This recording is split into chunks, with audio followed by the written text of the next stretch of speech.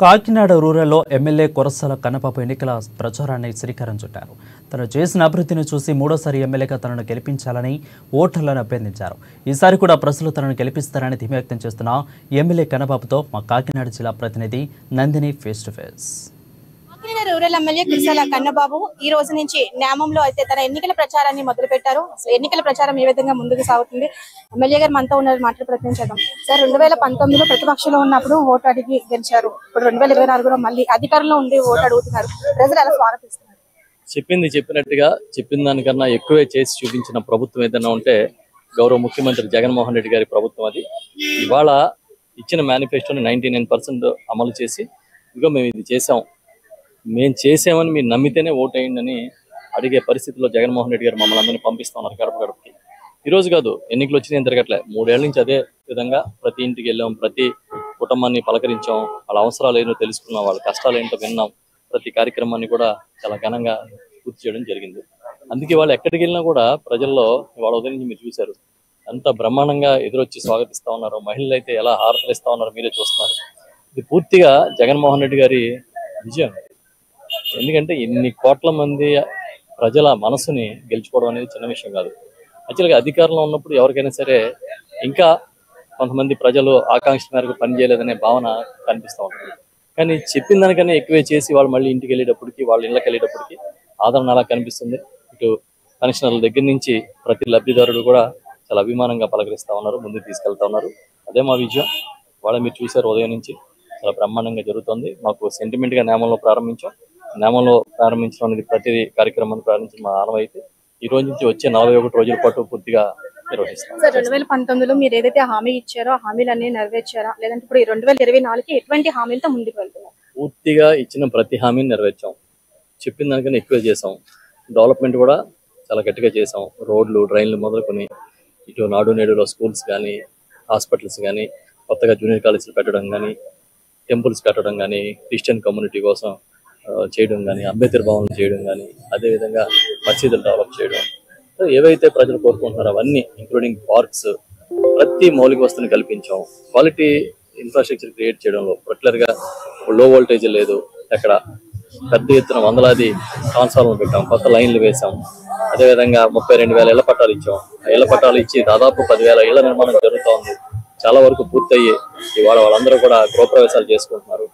ఒక సుభిక్షంగా పేద ప్రజలకి నేరుగా లబ్ధి అందడం అనేది కళ్ళారా చూస్తా ఉన్నాం. ఇది ఎవరు చెప్పక్కర్లే, వాళ్ళే మా సీఎం గారు చెప్పినట్టుగా స్టార్ క్యాంపెయినర్స్.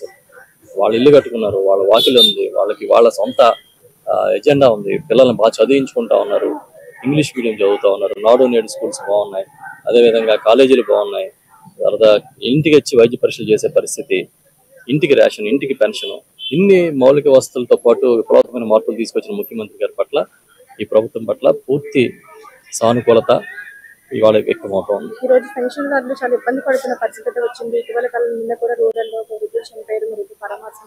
చాలా దురదృష్టం అండి. ప్రతిదీ రాజకీయ కోణంలో చూడడం అనేది చంద్రబాబు నాయుడు, ఆయన మద్దతుదారులు చాలా దుర్మార్గంగా వ్యవహరిస్తున్న చర్యగా మనం చూడాలి. ఎందుకంటే 58 నెలలు అదే వాలంటీర్లు ఇచ్చారు.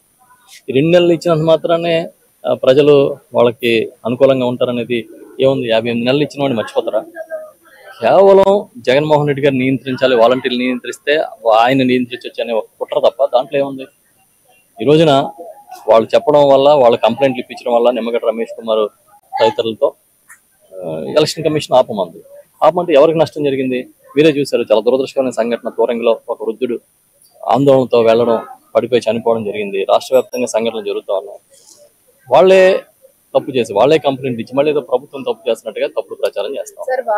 వాలంటీర్లు మూకుమ్మడిగా రాజీనామాలు చేస్తున్నారు. ఈ రోజు వాళ్ళ పరిస్థితి అగమ్య గోచరం. అంటే మీరు మళ్ళీ అధికారంలోకి వస్తే వాలంటీర్లకి ఎటువంటి? వాలంటీర్లని అనుమానంగా చూసే పరిస్థితి, వాలంటీర్లని తప్పుడుగా చిత్రీకరించే పరిస్థితి ఉన్నప్పుడు వాళ్ళ మానసికంగా చాలా ఆవేదన చెందుతూ ఉన్నారు. ఒకడేమో వాలంటీర్లు అమ్మాయిలు నమ్మేస్తున్నాడు అంటాడు, ఒకడేమో ఇళ్లలో ఎప్పుడు పడితే అప్పుడు తలుపులు పడుతున్నాడు అంటారు. ఏది పడితే అది మాట్లాడుతాను. బాధ్యత రాహిత్యంగా పార్టీలకి అధ్యక్షులుగా ఉన్న వాళ్ళే మాట్లాడుతూ ఉన్నారు. ఇవాళ మళ్ళీ వాళ్ళని ఇళ్లలో బయటకు వెళ్ళొద్దు, బయట తిరగొద్దు అనేటువంటి మనస్తాపం చెంది రాజీనామాలు చేస్తూ ఉన్నారు. తప్పే ఉంది.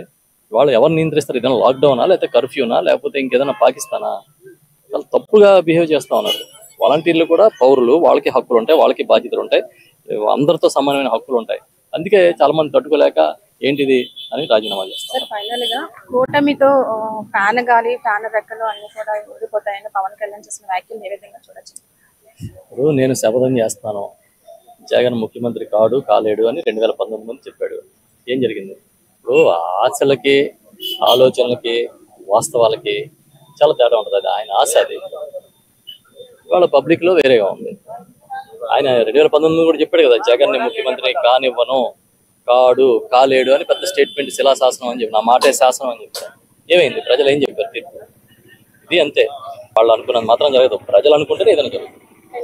ఇది పరిస్థితి. ఏదైతే తాను చేసిన అభివృద్ధి కాకినాడ రూరల్ లో మళ్ళీ రెండోసారి తనకి ప్రజలైతే బ్రహ్మరథం పడతారని కాకినాడ రూరల్ ఎమ్మెల్యే కురసాల కన్నబాబు అయితే ధీమా వ్యక్తం చేస్తున్నారు. అడుగడుగున కూడా ప్రజలైతే బ్రహ్మరథం పడుతున్నారు. ముఖ్యంగా మహిళలు కూడా ఎక్కడికెక్కడ కూడా హారతలు ఇచ్చి స్వాగతం పలుకుతున్నారు. ఏ సమస్య లేకుండా కూడా ఇప్పటి వరకు అన్ని విధాలుగా అభివృద్ధి చేశాను, నేను మళ్ళీ అధికారంలోకి వస్తే మరింత అభివృద్ధి చేస్తాను, ప్రతి పేదవాడికి ఇళ్ల పట్టాలు ఇచ్చాము, అలాగే పూర్తి స్థాయిలో ఇల్లు కూడా నిర్మించి ఇచ్చే బాధ్యత నాదే అని చెప్పేసి ఎమ్మెల్యే కన్నబాబు అయితే చెప్పడం జరుగుతుంది.